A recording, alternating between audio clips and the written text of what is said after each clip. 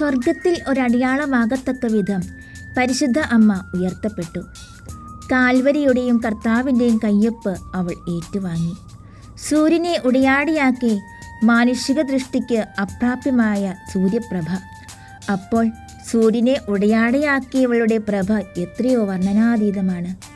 ചന്ദ്രനെ പാദപീഠത്തിലാക്കി പരിശുദ്ധിയുടെയും പ്രകാശത്തിൻ്റെയും പ്രഭ അവൾ വാരി വിതറുന്നു.